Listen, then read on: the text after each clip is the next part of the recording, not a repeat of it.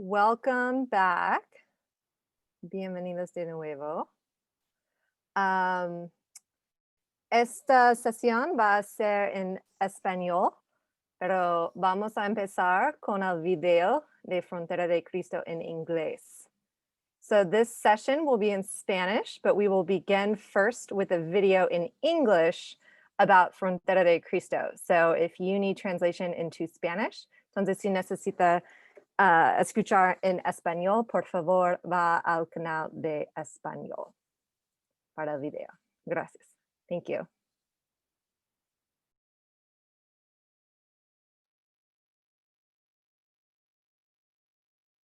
PBRO, the Presbyterian Border Region Outreach, works with 5 ministries along the U.S.-Mexican border, one of which is Frontera de Cristo. Based in Agua Prieta, Mexico, and Douglas, Arizona, Frontera has, for decades now, worked in partnership with other ministries to, simply put, respond in faith to issues on the border. Jochebed Gallegos works together with Mark Adams, side by side, day by day. So Frontera de Cristo, it is a binational ministry and that works on the border. Frontera Cristo is a community of faith that comes together from both sides of the border to discern what's God's will for us here on the U.S.-Mexico border, and how do we witness to God's love and God's justice and God's peace. And Frontera de Cristo, it is giving to the different partnerships that we have, and that sense of belonging, encounter, and love. Last year, Frontera hosted PBRO's conference entitled Responding to an Exodus, Gospel Hospitality and Empire. It was a real joy to be able to host last PBRO gathering last year, and to be able to come together with people from many different states, from different parts of Mexico as well, to come and celebrate that we are one community that are bound in God's love. Yes, it was great to have people here during the activity of PBRO last year, because we have this time of fellowship, understanding, and living what's going on the border. We had lots of different activities where we explored the many aspects of what's going on both sides of the U.S.-Mexican border. We had a town tour, multiple workshops, plenty of food, yes, bouncy castles, and we finished with a moving worship and communion service at the wall. And so it was a wonderful way to come together and reflect how are our governments responding, and how might gospel hospitality be in the midst of the empire's response to Exodus. Just seeing the best of everyone coming together, and that we have one heart and faith. We see that we have physical walls, but also we were able to see that we have physical brothers and sisters, and love in that. So it gives more hope and understanding, I think. Yes, COVID has had an impact on our various ministry outreaches. So now we're doing a lot of activities through Zoom or conferences. So Frontera de Cristo is still alive and being part of the community day by day. And we never stop to responding God's call in our lives. One surprising joy that's come out of COVID has been being able to connect with partners more directly that we hadn't been doing before through our coffee and conversations or our weekly prayer vigils. For the last 20 years, Frontera has hosted the Healing Our Borders Prayer Vigil, which begins with laying out crosses, each with the name of a person who died in the desert that surrounds our 2 cities. Presente. We pray. We pray for a way in which we as people from both sides of the border can witness to the reality that we are called to be one humanity. Presente. We pray for the families of those who have died crossing the border, and we pray for an end of death on our border of those who are migrating. But our response to COVID has revolutionized how we do that. Epifanio Ortiz Ramos. Janet Mata Mendez. Presente. We can now share this experience with people from all over the world. Presente. We have always loved hosting delegations, and COVID has curtailed that for now, but we can look back on the wisdom one of our past delegations left with us. We had one delegate member from the University of Virginia who was a botanist. She was studying botany, and she said that the borders where ecosystems come together is where there's the most diversity of life. I said, wow, what if we understand that as what a border is, where there's diversity of life, a place where life springs forth as opposed to where life is snuffed out, where people come together, places of encounter and opportunity and hope. Presente. María Inés Frontera de Cristo. González Álvarez. Presente. The border of Christ.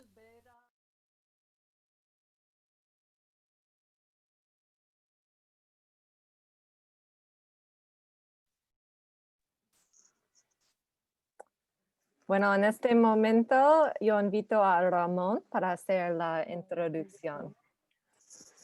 Muchas gracias, Elizabeth. Y At this point, the rest of the session will be in Spanish.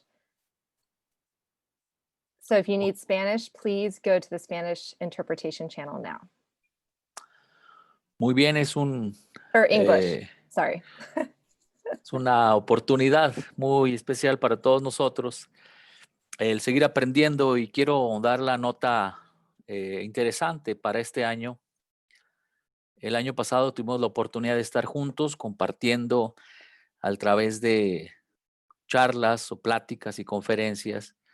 Y en la planeación para este año, aparte de los servicios legales, el aspecto bíblico y teológico de la migración, el elemento artístico que recapitulamos o lo tomamos, quisimos que para este año poder incorporar también un elemento que nos parece transformador, liberador y sobre todo que nos hace sensibles a la situación que se vive en la frontera norte, frontera sur de nuestro país, de Estados Unidos también.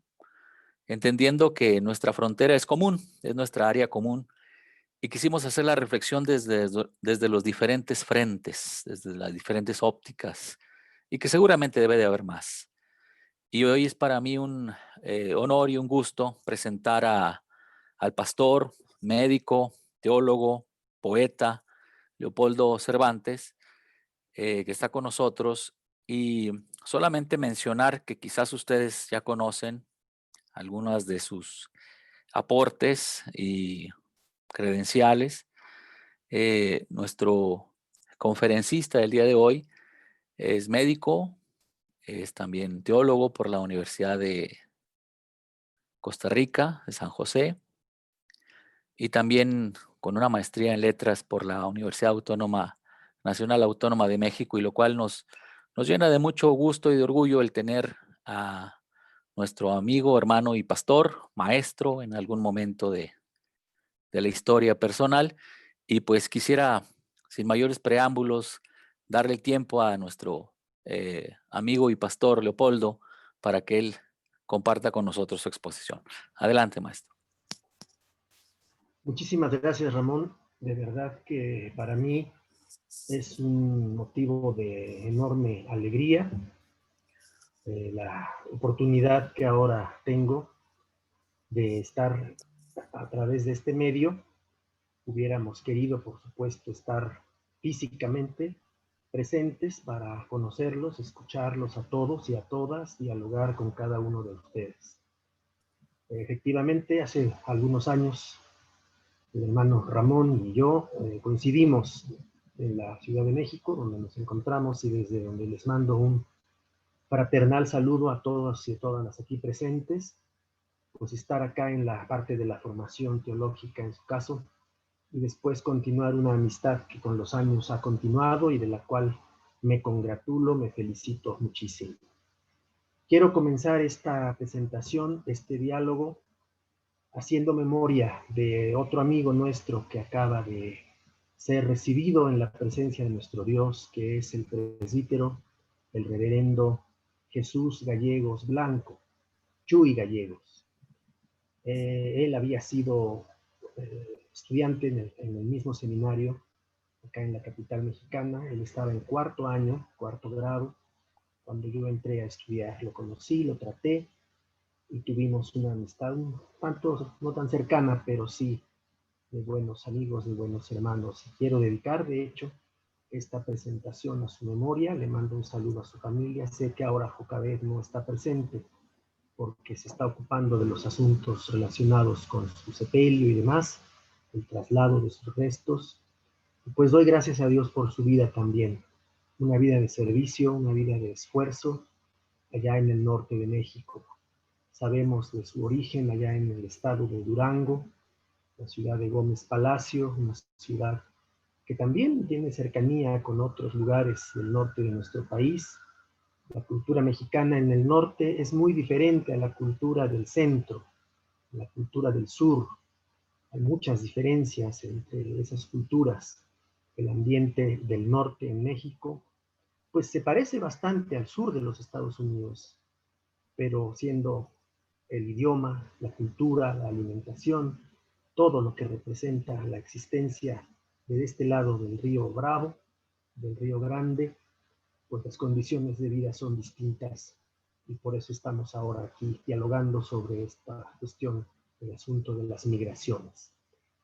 Debo decir, antes de comenzar, también que estoy muy impactado, muy sorprendido.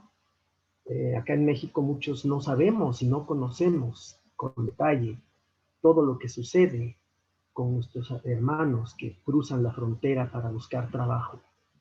Conocemos de manera general que hay abusos, que hay sufrimiento, hambre, angustia, sed, terrible sed en el desierto, en los desiertos de allá de Arizona, Nuevo México, en fin.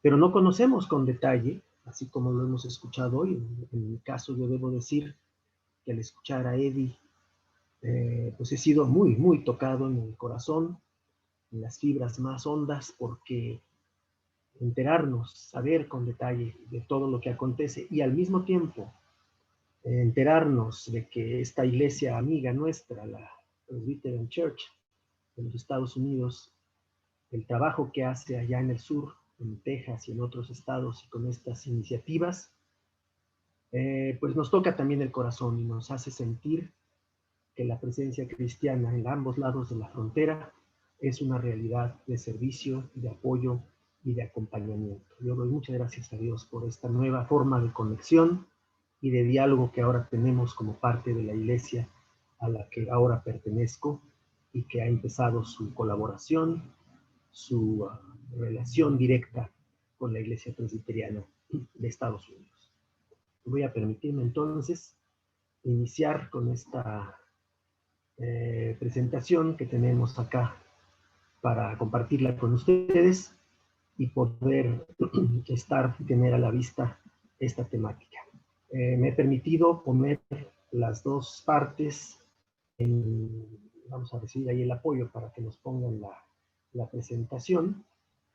Hemos puesto en español, en español y en inglés. Leopoldo, yo tengo tu presentación, pero tú tienes, I'm gonna actually need some help from someone to interpret. I have your presentation on my screen, but would you like to control it from your screen? I can also enable your screen share. Si me hace el favor de pasarla a usted y yo le voy diciendo con la palabra siguiente para avanzar, por favor.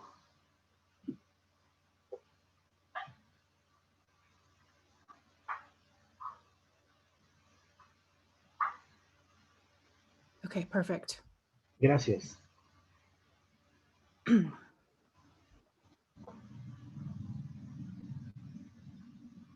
Muy bien. Tenemos ahí entonces el título de la presentación que vamos a compartir ahora: Las transfiguraciones del exilio y los y las migrantes, experiencia, fe y poesía desde Hispanoamérica.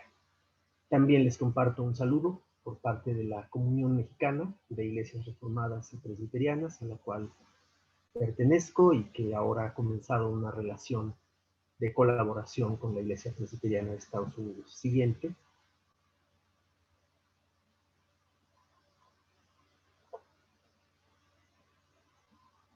Por favor, ahí.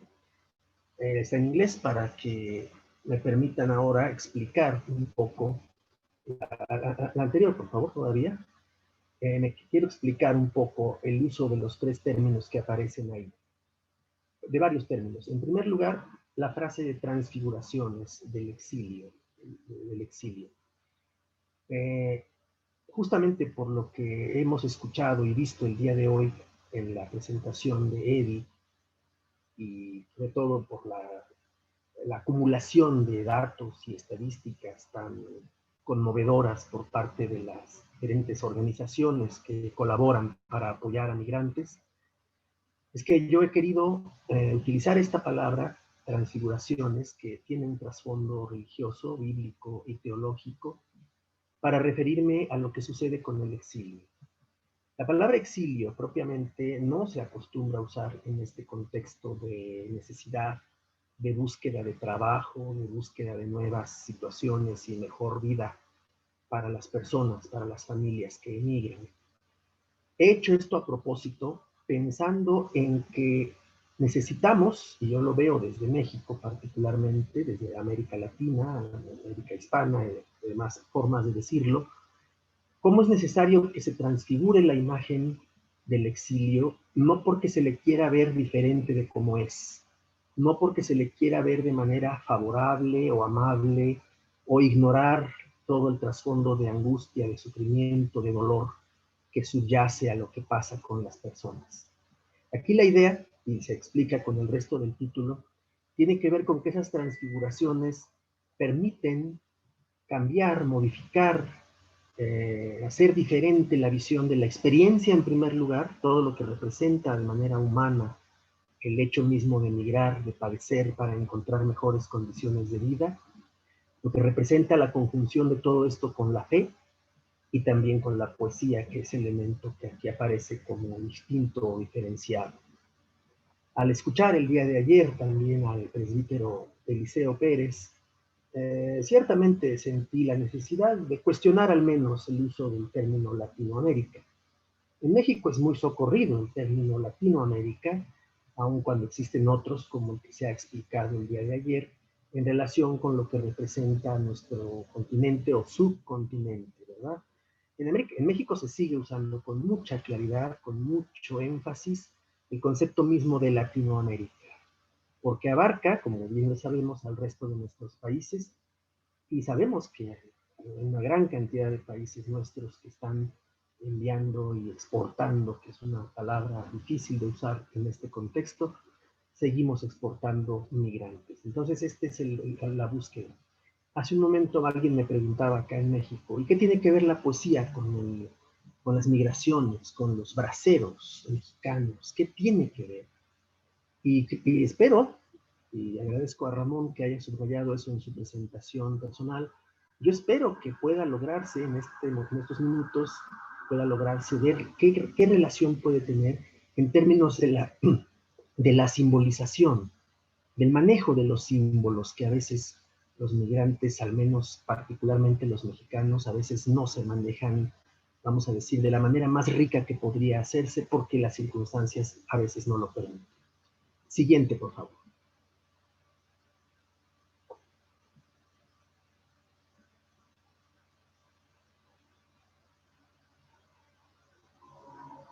Tenemos aquí ahora, y sé que debo hablar un poco más despacio, gracias. Tenemos aquí un poema basado en el Salmo 137 del escritor nicaragüense fallecido hace pocas semanas, pocos meses, allá en su país natal, en Nicaragua, Ernesto Cardenal. Basado este poema en el Salmo 137, junto a los ríos de Babilonia. Aparece acá la versión también en inglés y me voy a permitir leerla en español. Junto a los ríos de Babilonia estamos sentados y lloramos, acordándonos de Sión, mirando los rascacielos de Babilonia y las luces reflejadas en el río, las luces de los nightclubs y los bares de Babilonia, y oyendo sus músicas, y lloramos. De los sauces de la orilla colgamos nuestras cítaras, de los llorosos sauces, y lloramos. Y los que nos trajeron cautivos nos piden que les cantemos una canción vernácula, las canciones folclóricas de Sión.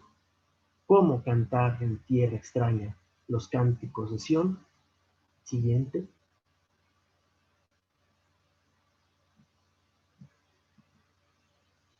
Que se me seque la lengua y tenga cáncer en la boca, si yo no me acordara de ti, Jerusalén.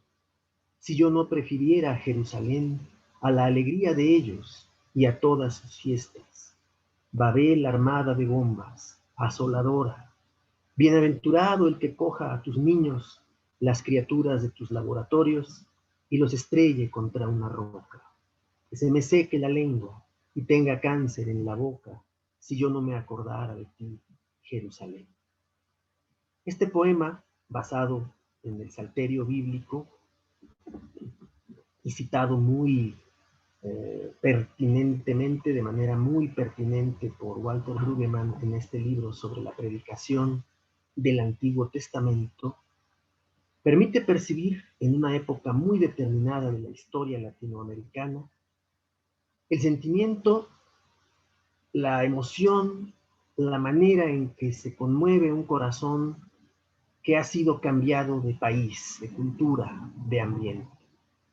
Retomando el espíritu del Salmo 137, que tiene ciertamente algunos versos terribles, como el que corresponde a los niños estrellados sobre la roca, Ernesto Cardenal, el autor, pues traslada la experiencia antigua del exilio en Babilonia a la experiencia con que ahora, en los años 60 del siglo pasado particularmente, se vivía esa experiencia, incluso adentro de los propios países latinoamericanos, ni siquiera tanto en el destierro, aunque por supuesto el Salmo se refiere bastante más a eso. Entonces, he tomado este poema, muy de la tradición actual latinoamericana, para darnos cuenta de cómo se puede y se debe a veces transfigurar, usando el verbo que hemos propuesto el día de hoy, cómo se puede adaptar y expresar simbólicamente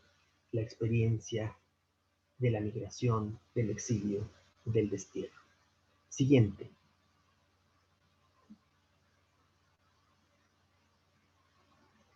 Como introducción, y aprovecho que está el texto acá en los dos idiomas, sin olvidar que al expresarme debo ir con más lentitud, claro.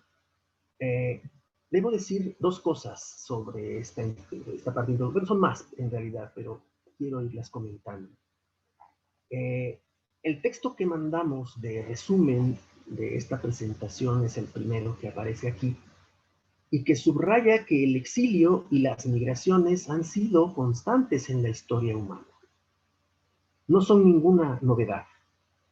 La forma en que se han asimilado y procesado en los diferentes momentos ha pasado en ocasiones por el filtro religioso y teológico, especialmente en el ámbito cristiano. En otros ambientes también pasa por filtros religiosos y teológicos, aunque en esos contextos diferentes las religiones y las creencias sean otras. De todas maneras se lleva a cabo este proceso.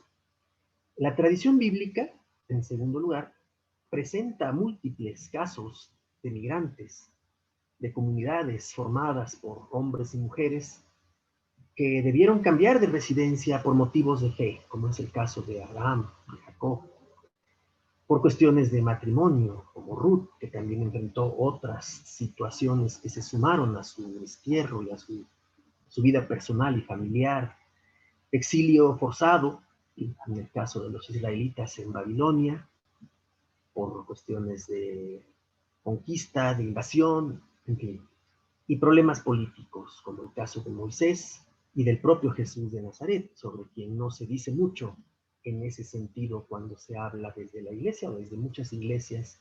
No se caracteriza al propio Jesús de Nazaret desde su más tierna infancia como un refugiado político.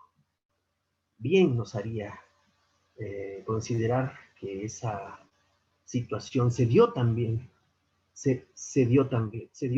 con él en su momento.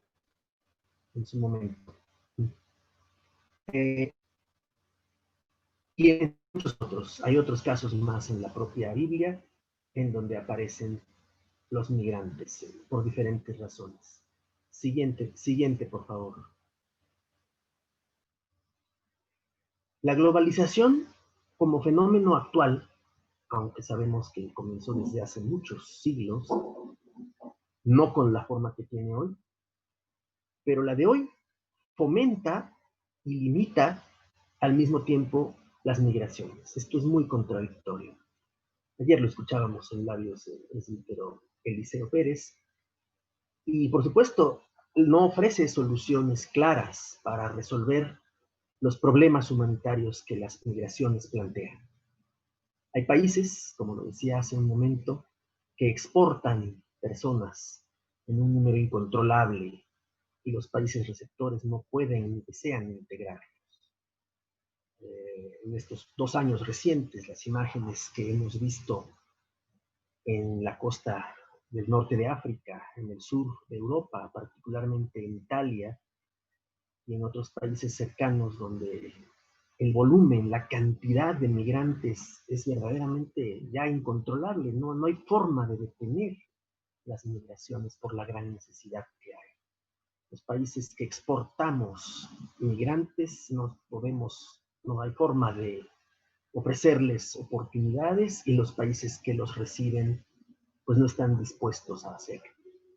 En el caso de México y Centroamérica, en la angustiosa búsqueda por alcanzar mejores condiciones de vida en Estados Unidos, esto ha alcanzado niveles notables de sufrimiento, de abuso, de explotación en el trayecto hacia ese país.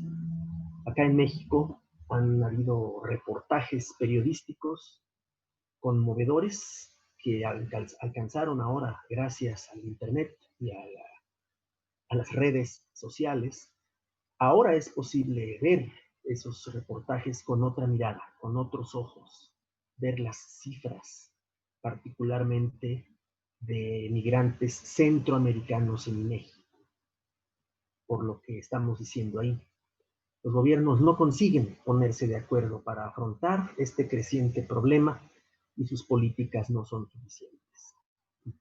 El nuevo gobierno mexicano, que ya lleva 2 años en el poder, en realidad tuvo que actuar de manera estratégica en relación con el gobierno de Estados Unidos para funcionar como un dique, como una aduana, como un espacio de retención, como un retén, para impedir que los bloques, las caravanas de migrantes centroamericanos pudieran atravesar nuestro país para llegar a Estados Unidos. Esas negociaciones políticas del más alto nivel entre los gobiernos, en el caso específico de las caravanas de los últimos años, muestran lo que estamos diciendo acá, que los gobiernos no pueden ponerse de acuerdo para resolver un problema que ambos, los que exportan y los que reciben, contribuyen a seguir fomentando y enfrentando. Siguiente, por favor.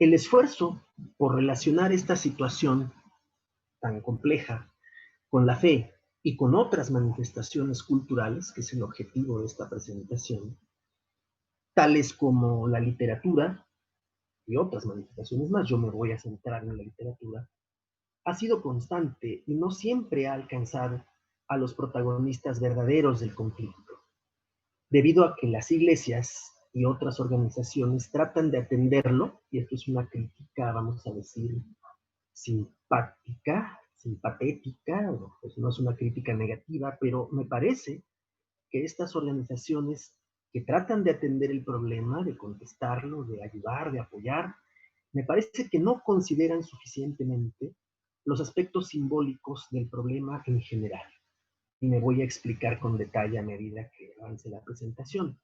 Aquí lo que queremos hacer en esta oportunidad es acercarnos a la obra literaria de 3 autores y autoras, 2 son hombres y una mujer, cuya experiencia como migrantes o exiliados, palabra que en sí misma arrastra otros significados, ¿sí? En qué momento un migrante necesitado de trabajo, de espacios, de seguridad, de ingresos mejores, de una vida más digna, ¿en qué momento se convierte en exiliado? Para nuestros migrantes latinoamericanos, hispanoamericanos, mexicanos, de tantas nacionalidades de América Latina, parecería que no merecen el adjetivo o el término de exiliado. El exiliado ha sido casi siempre el exiliado político, el perseguido político, el perseguido por sus ideas, pero nuestros connacionales no se van del país por tener ideas en ese sentido, y parecería que no merecen el término de exiliados, pero lo son, por eso es que hablamos en esta presentación de transfiguración del exilio, ¿sí? Entonces, como esta experiencia de estos 3 escritores que vamos a ver no fue nada amable, pero ellos y ella, los 2 hombres y la mujer, lograron plasmar en producciones artísticas dignas de ser conocidas por quienes viven esa experiencia y por quienes desean acompañarlos y ayudarlos. Aquí la propuesta es muy directa. Que quienes ayudan a los migrantes y los propios migrantes puedan conocer cómo otros exiliados de otras épocas, en este caso los 3 que vamos a ver, coincidieron en ser exiliados en México, particularmente los 3, viniendo de diferentes orígenes, que los propios, la gente que ayuda, las iglesias, instituciones que ayudan a migrantes, conozcan esta simbolización cultural, literaria específicamente, y los propios migrantes también puedan hacer suya esta simbolización del exilio, del destierro. ¿Cómo se transfigura el exilio cuando un poeta, cuando un escritor, cuando un músico, cuando un pintor o pintora trasladan lo que ha vivido, la realidad cruda del exilio, del destierro y la migración, lo trasladan a su lenguaje estético, artístico? Siguiente, por favor.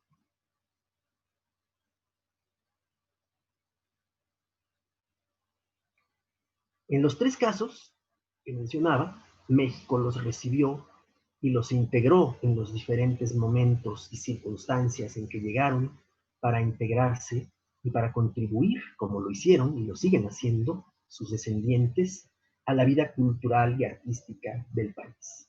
Podríamos decir que es un exilio diferente, un exilio de ninguna manera dorado, pero es un exilio cultural. Y de una buena vez lo digo, todo exilio tiene un componente cultural, porque todo exiliado migrante aporta culturalmente al país y a la sociedad que lo recibe. Eso sucede inevitablemente.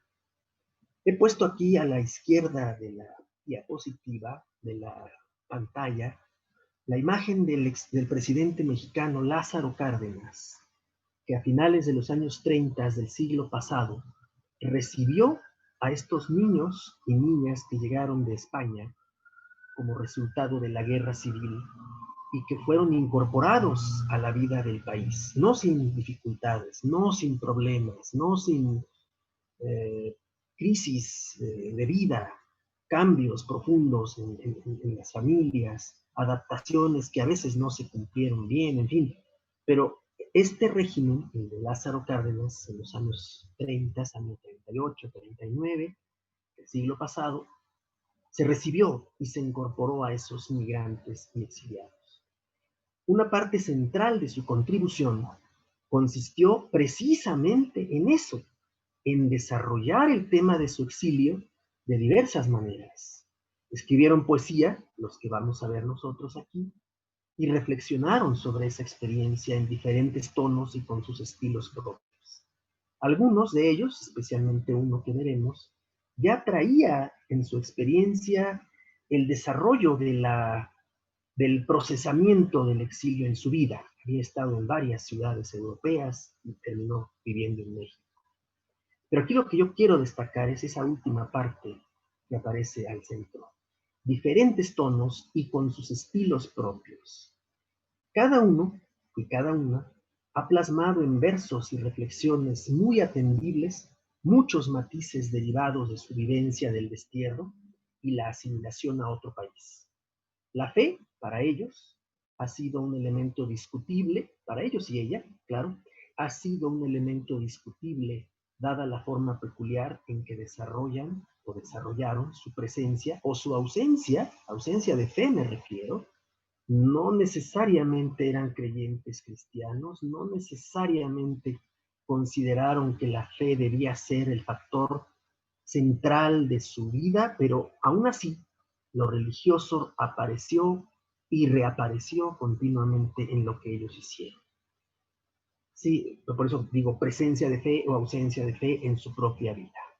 He puesto también aquí la portada de un libro cuyo título es elocuente, Derrotas. Derrotas se llama este libro, que habla de exiliados argentinos en México, exiliados de las dictaduras sudamericanas que se agruparon en nuestro país. En México existe un término para referirse a estos exiliados argentinos que se han quedado en México y que han hecho su vida aquí. Se les llama los argenmex. Los argenmex son los exiliados argentinos en México que se han quedado acá y que muchos de ellos, por la parte política por la que fueron expulsados de sus países, de su país, consideraron que lo que vivían era una derrota. Entonces aquí el exilio en México, para ellos, consistía en procesar la derrota social y política que habían vivido y reencaminar su vida. Tenemos varios casos notables, muy notables de exiliados argentinos en México, que han contribuido de manera notable también al desarrollo cultural, político y social. El más reciente es el del doctor Enrique Dussel Ambrosini, filósofo, teólogo, historiador, que siendo perseguido político en su país, hubo un momento en que en su casa le pusieron una bomba y él decidió venirse a México en los años 70 del siglo pasado, pues ha hecho toda su vida aquí, ya es ciudadano mexicano y pues ha contribuido de manera muy importante al pensamiento político, social e histórico en este país. Siguiente, por favor. Ya termina la introducción, de hecho.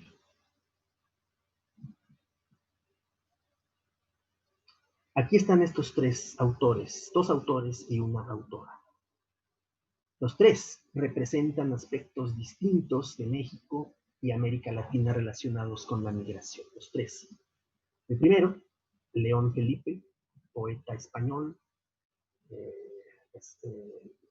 nacido en el siglo XIX, fallecido en 1968. Él estuvo marcado toda su vida por la Guerra Civil Española, por el franquismo, por la dictadura que se impuso en ese país.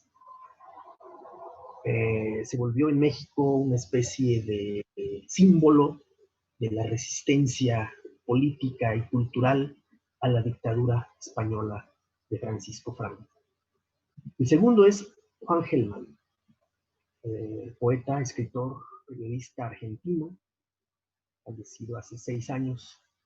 El exilio a él se lo provocó, como decíamos ya, la dictadura argentina. Hablaremos ahora de cada uno de ellos con detalle. Y la tercera persona es Angelina Núñez, de familia judía de la misma cultura que Juan Gelman. Ella también llegó como parte del exilio español, pero hay que ver la fecha de su nacimiento, 1936. Ella vive aún, está muy activa como escritora, profesora de la Universidad Nacional. Y en ella, a diferencia de León Felipe, ella creció en México, viniendo del exilio, y ella se integró y se adaptó a otra cultura, a nuestra cultura, viniendo de España. Siguiente, por favor.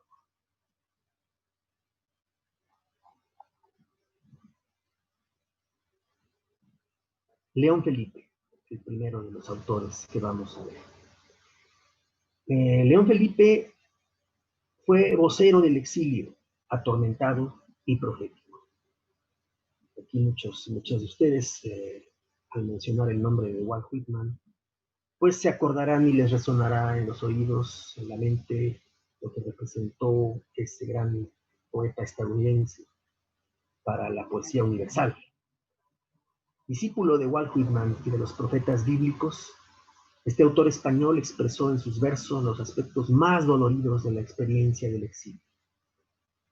Y aquí estamos colocando uno de ellos, uno de estos versos, un poema que se dirige directamente al dictador, lo transfigura también a Francisco Franco y le dice lo que podría decirle o pudo haberle dicho si lo hubiera tenido cara a cara. Hermano, tuya es la hacienda, la casa, el caballo y la pistola. Mía es la voz antigua de la tierra. Tú te quedas con todo y me dejas desnudo y errante por el mundo. Mas yo te dejo mudo, mudo. ¿Y cómo vas a recoger el trigo y a alimentar el fuego si yo me llevo la canción? Acá hemos puesto abajo, no va a ser posible colocar ahora la canción, pero está disponible. Un grupo español, Agua Viva, canta estos versos de una manera muy adecuada, si es posible ponerlo. Hasta el minuto 3, por favor. I'm trying right now. Let me see. Muchas gracias. Solo hasta el minuto 3.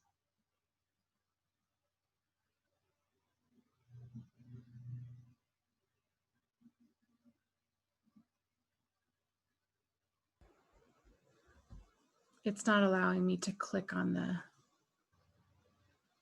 Si no es posible, podemos continuar. Okay.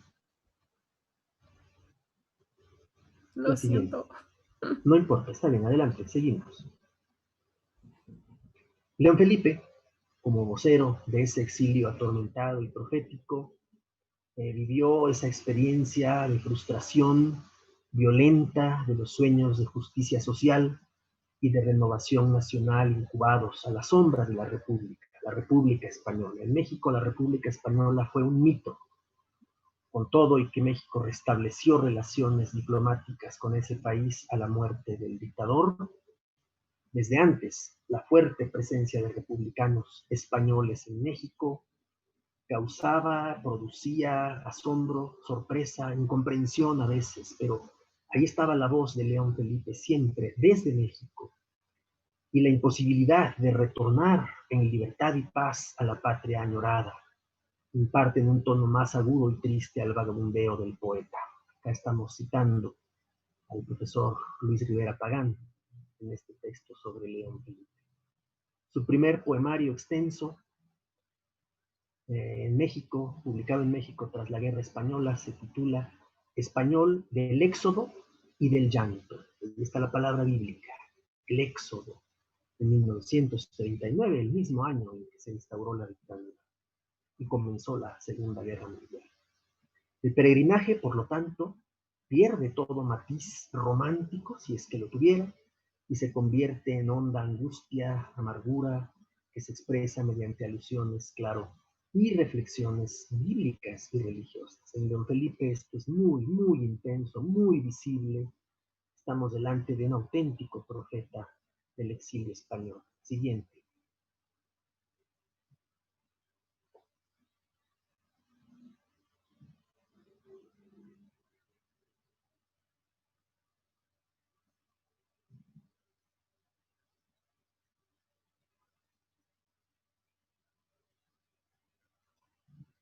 He aquí precisamente uno de esos, está justo ese título, Español del Éxodo y del Llanto.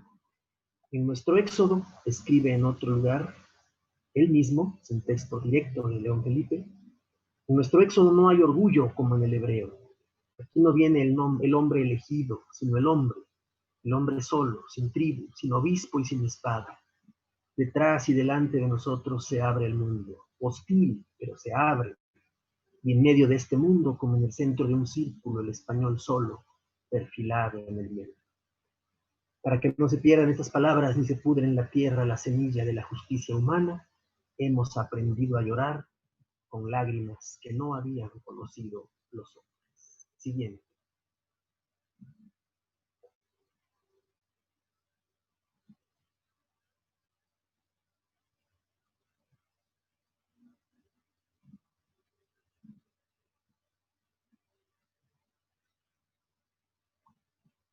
Nuevamente citando a Luis Rivera Pagán, León Felipe vivió en América Latina así, en una tensión continua que lo acompañó hasta su muerte.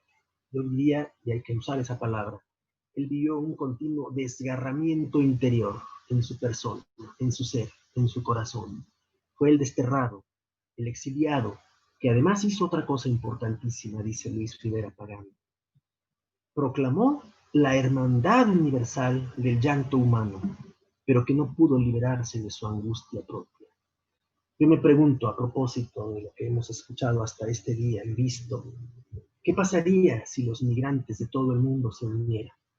Los migrantes africanos, los migrantes asiáticos, los migrantes hispanoamericanos, indígenas y demás. ¿Qué pasaría si se unieran? ¿Qué pasaría si compartieran, como lo intentó León Felipe, la hermandad universal del llanto humano? Algo sucedería.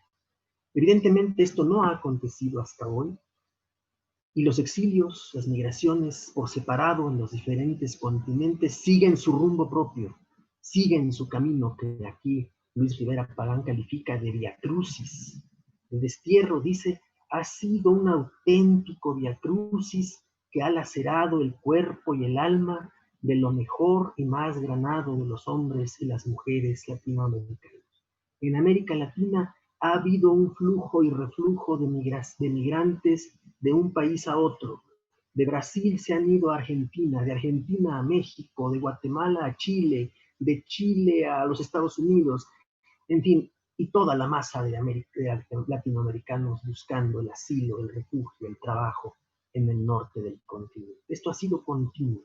Por eso Luis Rivera Pagán subraya que en nuestro continente eso ha sido un auténtico viacrucis. ¿Por qué? Porque ese carácter de hombres y mujeres importantes, sensibles, valiosos y valiosas, no han podido desarrollar su vida en el país, en la tierra que los ha visto nacer, y tienen que ir a hacerlo a otro lugar, a otra parte.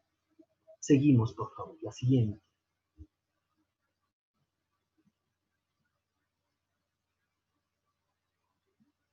Juan Gelman, el exilio como resultado de la represión. En el caso de Juan Gelman, extraordinario escritor argentino, poeta, guerrillero y periodista.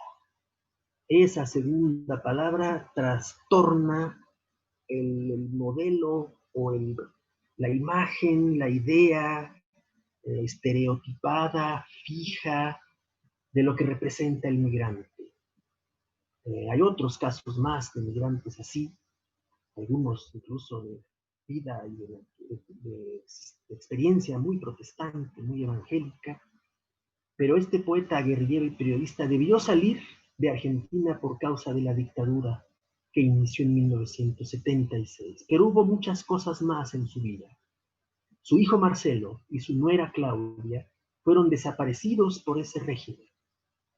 Claudia estaba embarazada, esperaba un niño, fue una niña finalmente, y desaparecieron. Fueron desaparecidos porque también participaron de la lucha revolucionaria en su país. Juan Gelman vivió en Europa algunos años y terminó su vida en México. Sus restos quedaron aquí en nuestro país. Él decidió que sus restos permanecieran aquí. Desde aquí de México, buscó a su nieta, Macarena, que es su nombre, y la encontró en el año 2000. Después de muchísimos trámites, búsquedas, discusiones, él no podía regresar a su país porque aún había una orden de aprehensión en su contra. Y aún así, con contactos, con relaciones políticas de diferentes tipos, logró encontrar a su nieta que había sido entregada en adopción a una familia uruguaya. La encontró, se reunió con ella. Fue un momento verdaderamente conmovedor. Veremos una fotografía de ellos dos reunidos. Hijo de judíos ucranianos, su poesía testimonial y experimental refleja el dolor del exilio y las complejidades de la lucha revolucionaria. Las dos partes. Un exilio ciertamente obligado, por supuesto nada voluntario, pero necesario para la sobrevivencia física. Con todo, Su expresión tiene zonas de una ternura inesperada. Es impresionante ver cómo Hellman, con toda la experiencia vivida, el dolor del destierro, el dolor de la separación, de no saber nada de su hijo, de su nuera, de su nieto o nieta, que no lo conocía todavía, no la conocía a ella, cómo pudo expresarse con esa ternura. Además de que se ubicó como parte de la tradición literaria de los judíos españoles y de la poesía mística, especialmente San Juan de la Cruz y Santa Teresa de Jesús. Siguiente.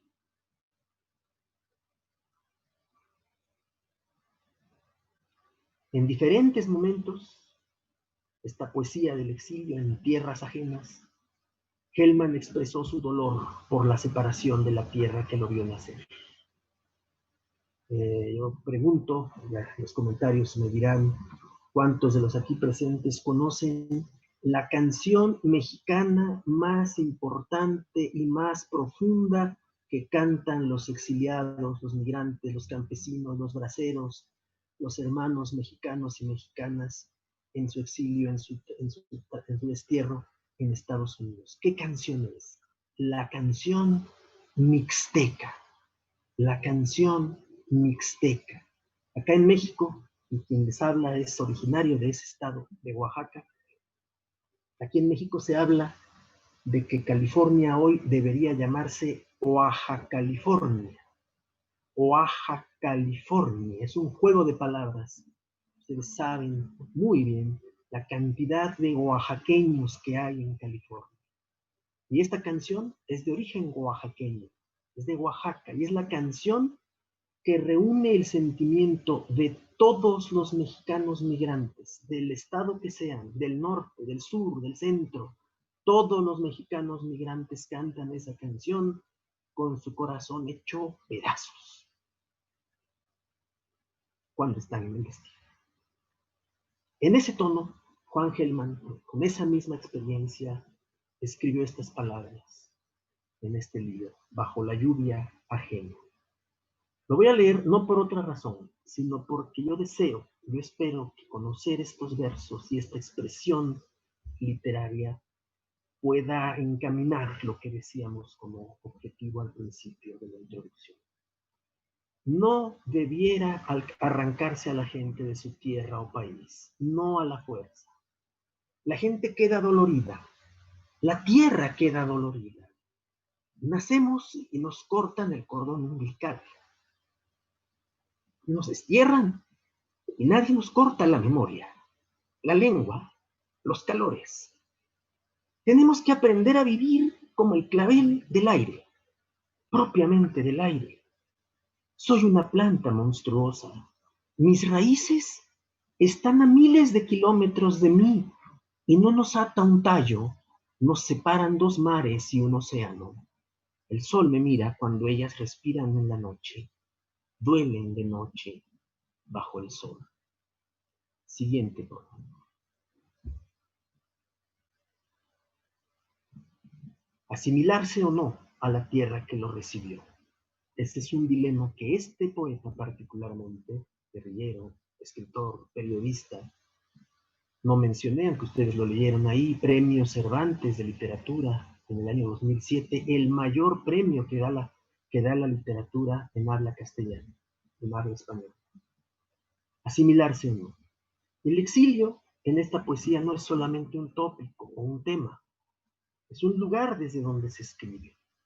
Y desde sus primeros libros ese tono del exilio ya estaba presente, porque en el caso suyo había y hubo un triple exilio, triple.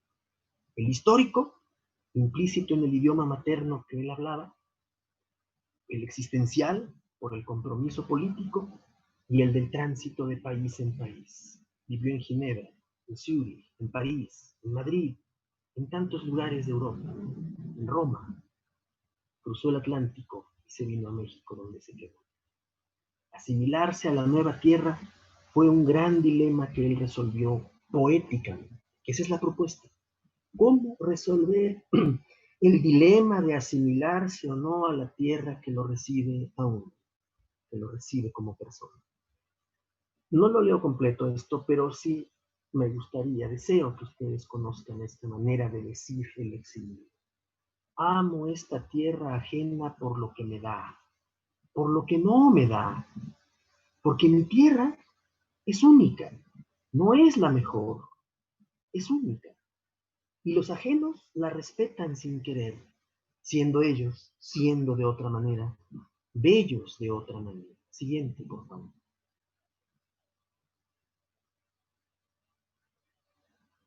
En sus bellezas me conmuevo. Nada tengo que ver con su manera de llegar a la belleza. Esto es hermoso. Dándome su belleza, me dan también la ajenidad de la belleza. Está en inglés, the alienation of beauty. La injusticia, el dolor, el sufrimiento se interponen casi siempre. Salud, belleza. Somos pedazos del viaje universal, diferentes, contrarios, las mismas olas nos arrastran. Iremos a parar a cualquier playa. Vamos a hacer un fueguito contra el frío y el hambre. Vamos a arder bajo la misma noche. Vamos a vernos ver.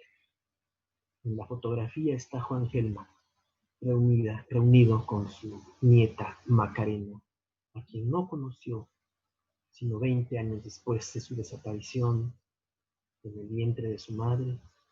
Nació y a su madre la desaparecieron en Argentina, la dictadura militar. Siguiente, por favor.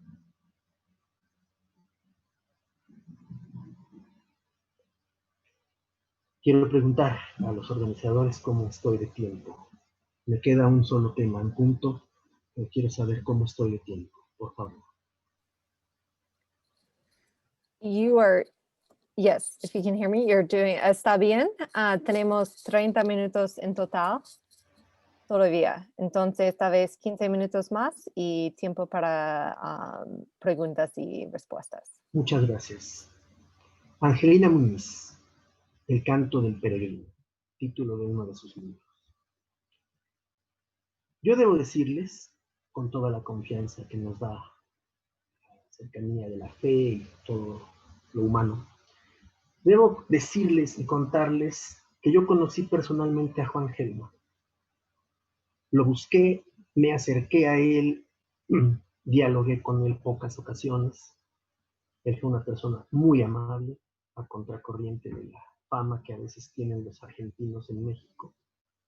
Fue muy accesible para no solamente firmar sus libros, sino compartir la experiencia de vida que él había vivido.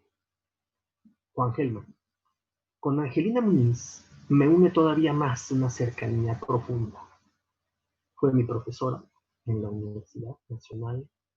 Con ella tuve y he tenido unos diálogos amplios, profundos, la conozco muy bien. Y al hablar de ella, no estaré hablando como si fuera solamente de la autora de un libro cualquiera, de una referencia bibliográfica o cultural, de ninguna manera. Es una cosa más directa, más personal, que a mí se me ocurre que cuando este tipo de autores, autoras dialoguen o dialogarían con migrantes para interactuar por su experiencia, también podría haber algo muy interesante en un acercamiento de este tipo personal. Ella nació en Francia, en una familia sefardí, republicana, español, que salió exiliada. Apenas con unos meses de nacida, su familia se fue a Cuba, después de Francia, y finalmente se estableció en México, a donde ha escrito toda su obra, marcada por el sabor profundo de la aceptación del destierro, pero una aceptación, yo debí poner aquí, una aceptación contradictoria, no sencilla.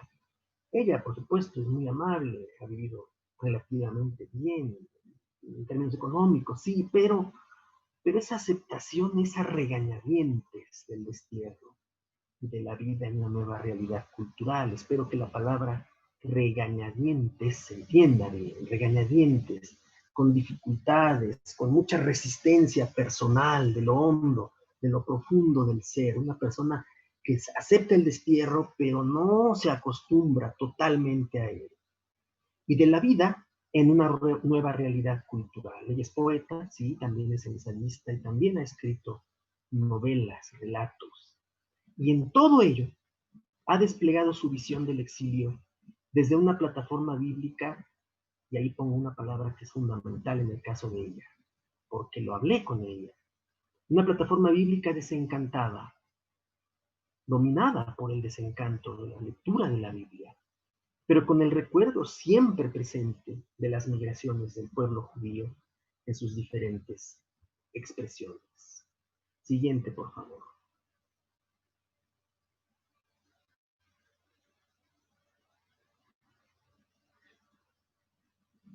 Porque ahora vamos a hablar del libro precisamente, El Canto del Peregrino. Así se llama este libro, publicado en España en coedición con la Universidad Nacional hace 20 años. El Canto del Peregrino. Debo decir que en castellano, en español, la palabra canto tiene un doble significado. La palabra canto es el canto de cantar, to sing, singing, pero también canto significa la orilla, el borde, el canto de un objeto. Los libros tienen canto, tienen un borde, tienen una orilla, es caminar sobre el borde, el canto del peregrino, la orilla del peregrino. Y en este libro, particularmente, que además el subtítulo es muy adecuado y muy útil para nuestros propósitos de esta presentación, dice Hacia una poética del exilio. No he traducido el subtítulo, pero ahí está. Hacia una poética, Toward a Poetics of Exile, hacia una poética del exilio. Del exilio no hay que lamentarse solamente, no hay que llorar, no hay que angustiarse sobre él, hay que cantarlo, como Ernesto Cardenal, de acuerdo, pero hay que cantarlo, tallarlo, trabajarlo, luchar con él, tener un cuerpo a cuerpo con el exilio, el destierro, la migración. Y debo decir, y con base en lo que se ha dicho todo el día de hoy, desde la mañana muy temprano y ayer, pedirle que haga esto un migrante hispanoamericano, mexicano, en Estados Unidos, es pedirle mucho. Yo creo que no. El migrante sigue cantando, el migrante canta sus rancheras, canta sus norteñas, canta lo que sabe, lo que aprendió, canta reggaetón, no importa. Canta y está cantando todo el tiempo, y canta para olvidar, y canta para superar lo que vive, y canta para que las horas de trabajo no se hagan tan largas. Canta todo el tiempo el migrante. Sí, claro que sí. En el libro que estamos poniendo aquí, ella, Angelina, habla de la Biblia. Habla de la Shejinah, de la presencia divina en el mundo, que aparece ese concepto desde la expulsión del paraíso, en el momento en que la pareja primigenia corta su relación directa e inmediata con Dios. Me parece que aquí hubo un problema con la traducción, me ofrezco una disculpa por no aparecer la traducción correspondiente. Aquí entonces la traducción simultánea nos va a ayudar, y lo leo despacio y lo comentamos despacio. El concepto de Shejinah, o presencia divina, en el mundo aparece desde la expulsión del paraíso, en el momento en el que la pareja primigenia corta su relación directa e inmediata con Dios. Su vínculo, su relación con la divinidad, se reduce a una especie de sombra o Espíritu Santo, que es la Shejinah, presencia de Dios. En la tradición popular, la Shejinah es una parte de Dios mismo que se desprende y acompaña al pueblo de Israel en sus exilios históricos. La referencia bíblica, por supuesto, es Ezequiel capítulo 10. ¿Qué sucede allí? La gloria de Dios abandona el templo de Jerusalén. ¿Por qué la gloria de Dios se va del templo? Muchas interpretaciones. Claro, número 1, castigo del pueblo por su desobediencia. Número 2, el templo ya es un lugar profanado por los enemigos, no puede estar Dios allí presente. Pero número 3, la hipótesis, la parte más sensible para nuestro tema, es la siguiente. La gloria de Dios sale del templo de Jerusalén porque Dios tiene que acompañar a su pueblo donde este pueblo esté. Si está exiliado, Dios, Yahvé, también está exiliado. Yahvé asume el exilio como suyo porque su pueblo está en el exilio. Es una gran lección de Ezequiel 10. Sin embargo, dice Angelina Muñiz, no es ni una separación, porque no hay separación, ni una hipóstasis, no hay una transformación de fondo. Si no se sabe retener esa sutil emanación divina, se cae en un gran pecado, el gran pecado del exiliado, del migrante, del trabajador fuera de su patria, es pecar de olvido, olvidar su tierra, lo más grave que le pueda ocurrir al exiliado. Siguiente, por favor.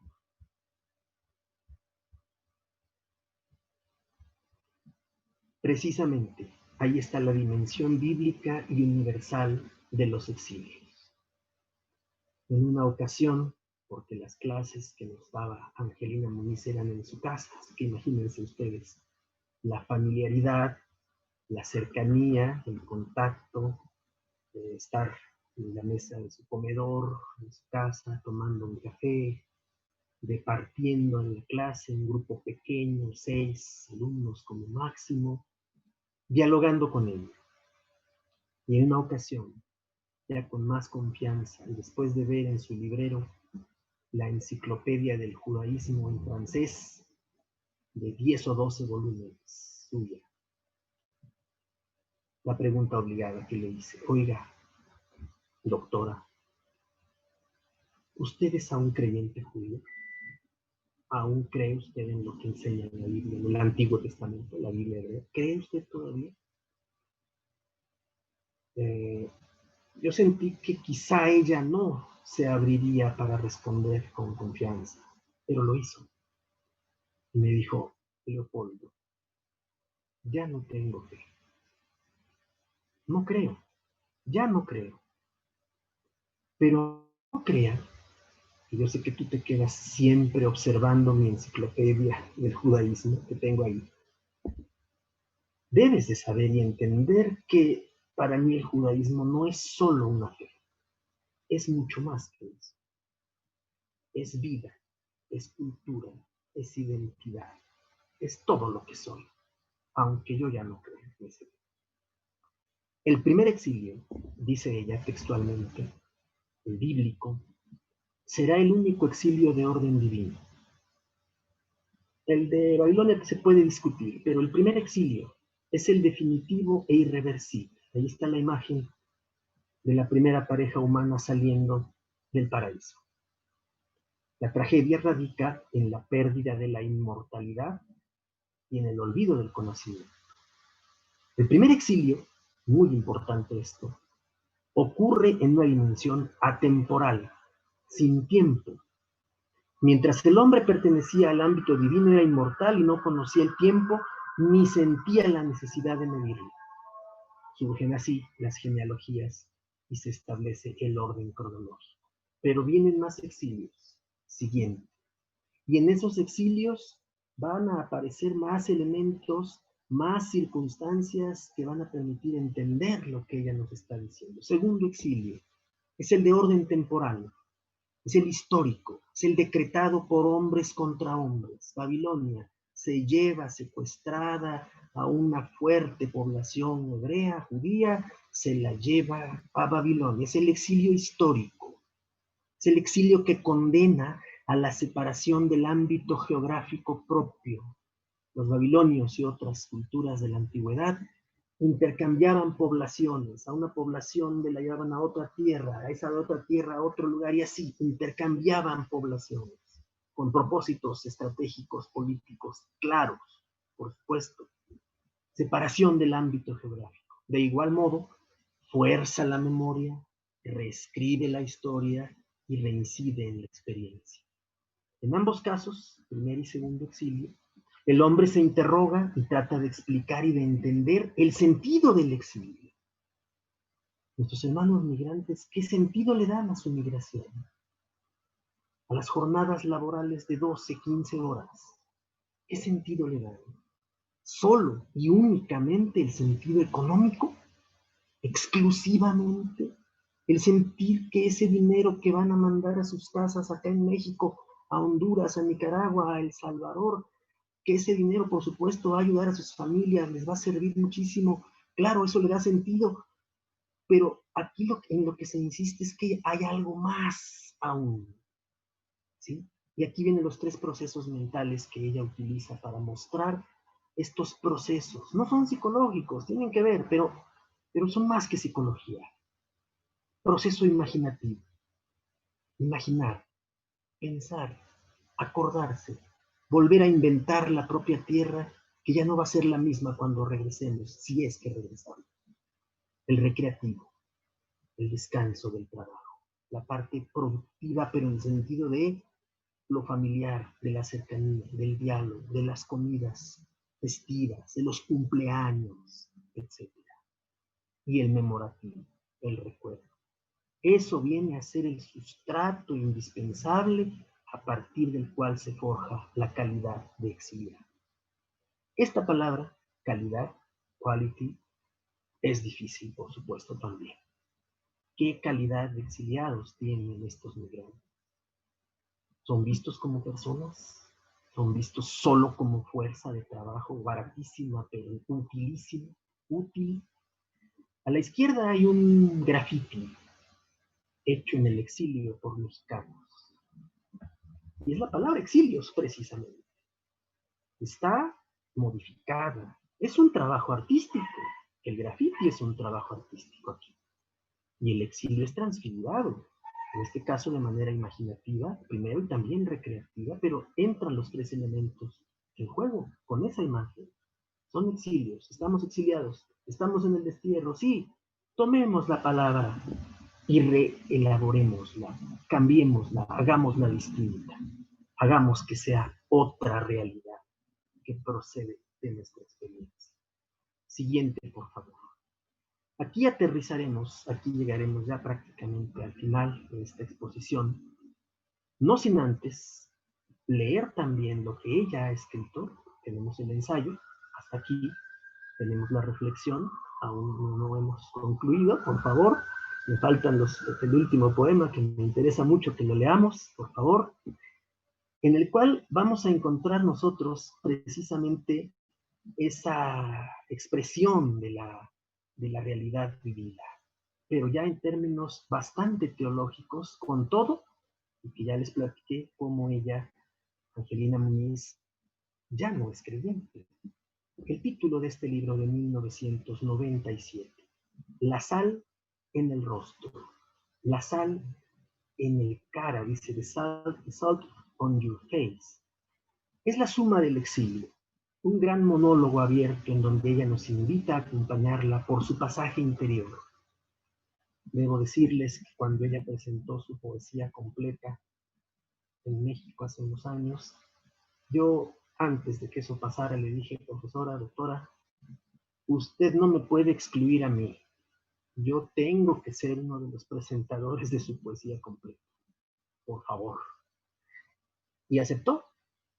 Y me invitó y fui uno de los presentadores de su poesía en un centro español del exilio que funciona en la Ciudad de México y que es la Casa del Exilio en México, el exilio español, en el centro histórico de la capital mexicana.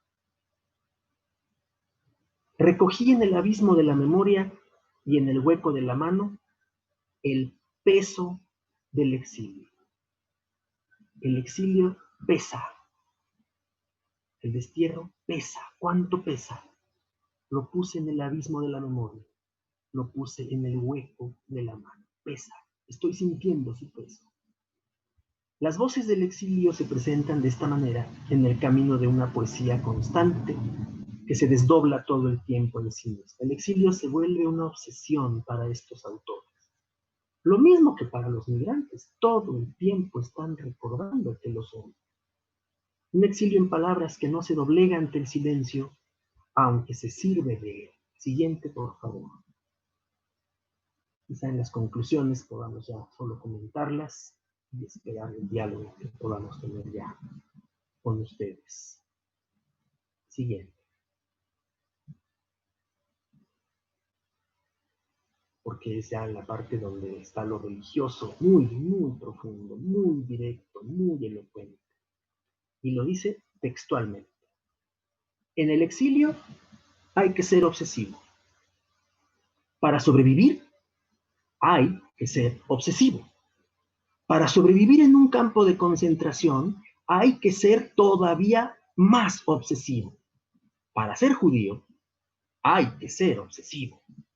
Obsesivo por la vida, para que aún en la muerte triunfe la vida.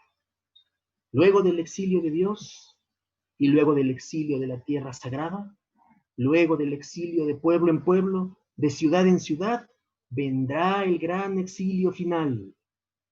Mi historia se cuenta de muchas maneras, como la historia de mi pueblo. Termino aquí. Hay algunas conclusiones que yo propongo ahí, que podríamos comentar y que podemos utilizar para que ahora se disponga el tiempo para el diálogo, tal como han señalado los organizadores. Ahí está la función provisional, que repite algunas de las cosas que yo he dicho atrás y que podríamos tener en cuenta para este diálogo. Lo esencial aparece en la última parte. Es preciso que los y las migrantes procesen creativamente su situación, en todos los niveles, en todos. Esa es la propuesta concreta, especialmente el simbólico que se ha trabajado aquí, y que conozcan y defiendan los derechos que tienen fuera de su país. Esa lucha, ese conflicto social, político, en el que implican a las personas que los apoyan, en este caso en Estados Unidos, pues es trasladar lo que pasa acá en nuestros países, trasladarlo y llevárselo a Estados Unidos. Derechos laborales, familiares, fiscales, económicos y un larguísimo etcétera. Les agradezco su tiempo, su paciencia y espero no haberme excedido en la velocidad para decir todas estas cosas. Gracias. Muchas gracias, pastor, poeta, médico, teólogo, Leopoldo. Y sin duda para todos nosotros nos queda una tarea pendiente, que es la de reinterpretar la migración, releer la Biblia con otro eje hermenéutico y ahora en esta poesía del exilio que por supuesto también es transformadora, liberadora y llama la atención la propuesta que nos haces a todos de rescatar o de retomar lo imaginario o lo imaginativo, lo creativo, la carga simbólica que solamente y no de manera equivocada nos quedamos con el drama de la migración desde la angustia, desde el dolor, pero también entender que, como decía la canción mexicana a las cuales hiciste mención, hay una que dice, también de dolor se canta. Y a partir de eso es también comprender que hay otros espacios que como creyentes, como amigos, debiésemos o debiéramos trabajar o por lo menos escuchar. Muchas gracias, pastor. Que Dios te bendiga y dejo aquí mi espacio para las preguntas.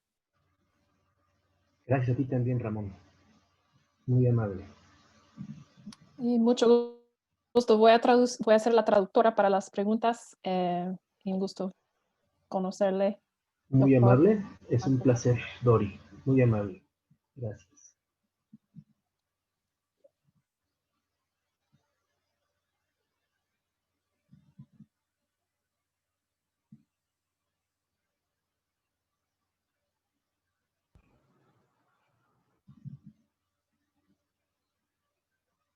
¿Alguien tiene preguntas? ¿Me puede levantar la mano o o ponerlos en el chat.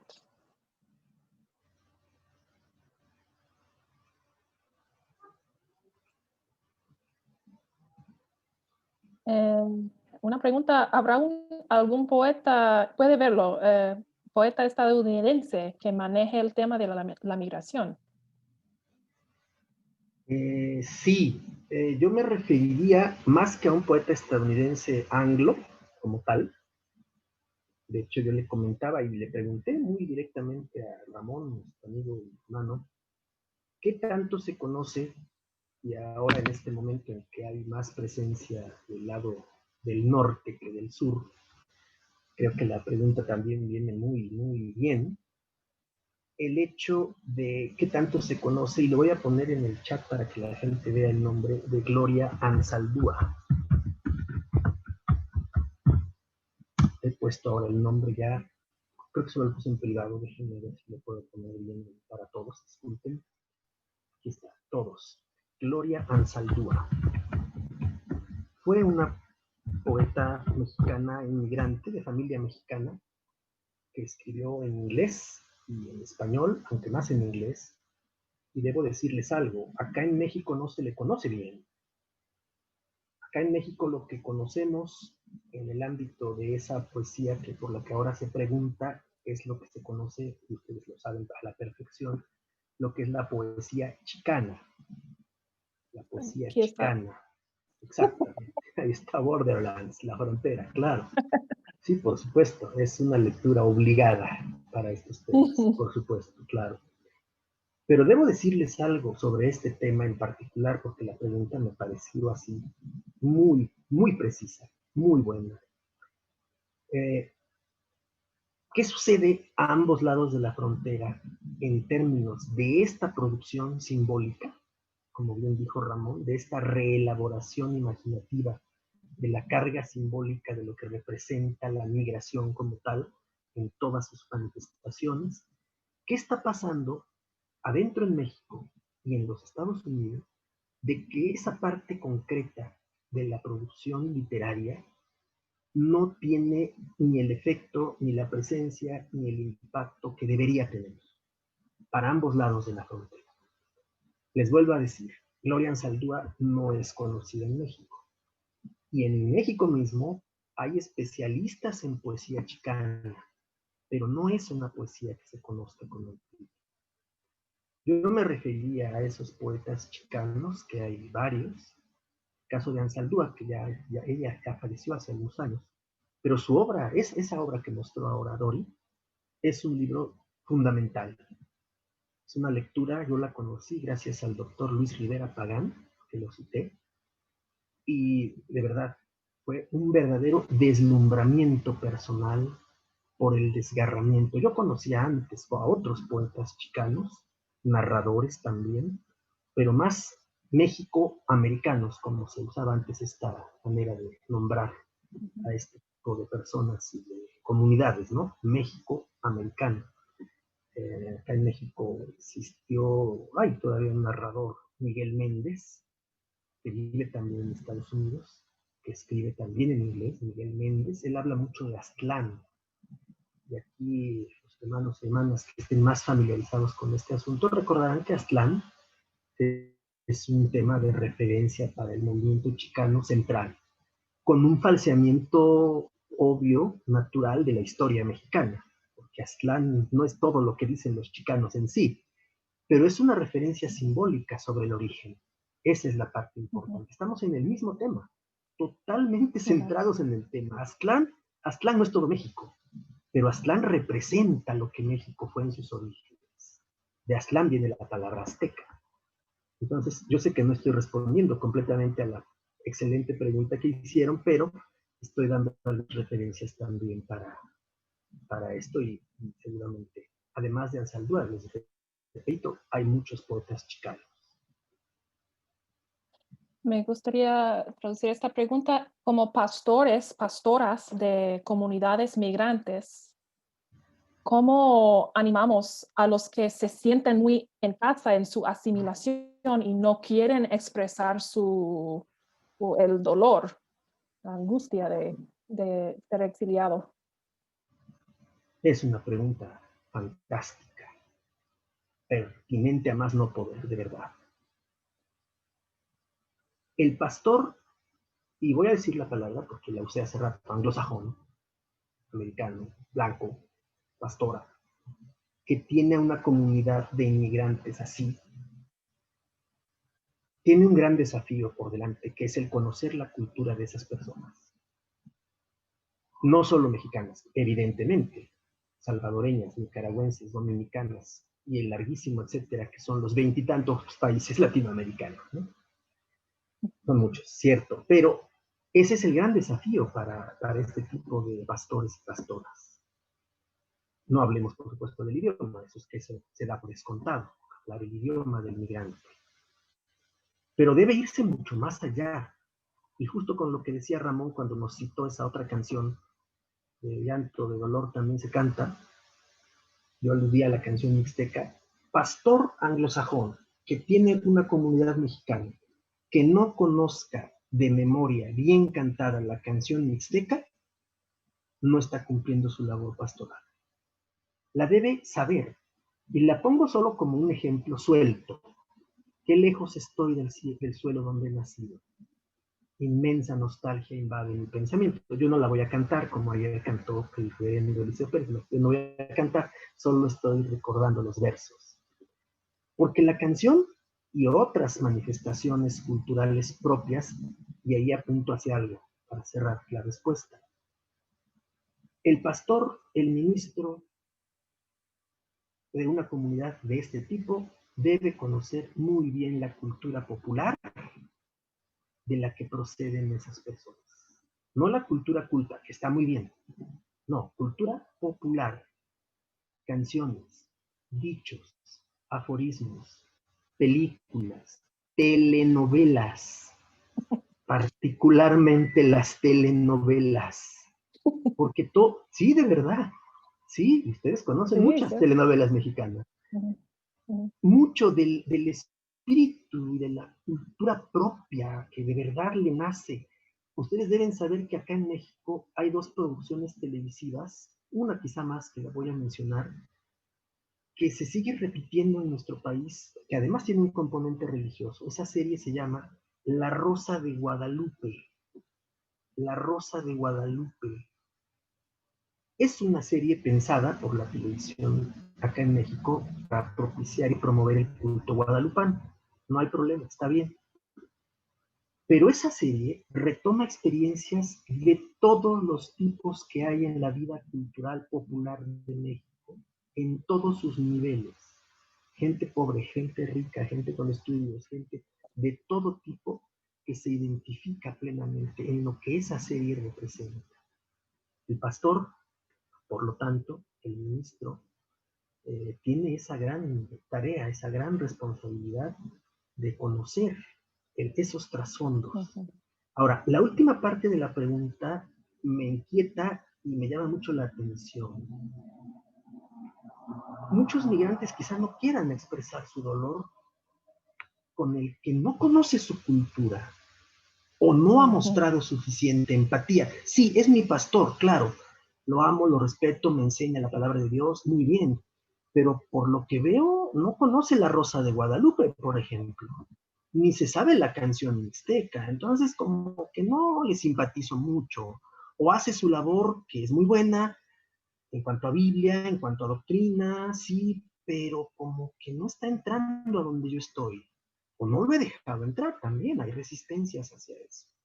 Entonces dice ahí, para expresar su dolor, ¿cómo lo va a expresar? Ya están las canciones hechas, y entonces el migrante las canta y dice, sí, de aquí soy, como decimos en México, de aquí soy, es una frase muy mexicana. Y la canción me dice mucho, ya está hecha, sí, y la utilizo. Bueno, un pastor, episodio hipotético, va de visita el pastor anglosajón a una casa de migrantes. Le toca la puerta, abre, ¿y qué música está sonando en la sala de esa casa? ¿Qué música está sonando? Yo les garantizo que no es un himno. Así. Les garantizo que no es un himno cristiano. Es una ranchera, ¿Es una norteña o es algo como eso? ¿Por qué? Porque es el alma propia, colectiva. El pastor llega, escucha eso y debe decir, sí, ese cantante se llama Cornelio Reina. ¿What? Sí, sí, Cornelio Reina, norteño, sí, famosísimo en todo nuestro país y fuera de nuestro país, en todo el sur de Estados Unidos y en todas las comunidades migrantes en ese país. A eso me refiero. Expresar el dolor. Yo lo veo muy difícil, ciertamente, sí, porque aquí la idea de la pregunta es animar a hacerlo. Animar a hacerlo. Ese es el punto aquí pastoral. Una pastoral que anime a un migrante a cantar su dolor. Es un proyecto fenomenal y enorme, que requiere sensibilidad, tiempo y también capacidad creativa por parte del pastor, de la pastora. Se requiere mucho eso para poder dialogar en esa familiaridad.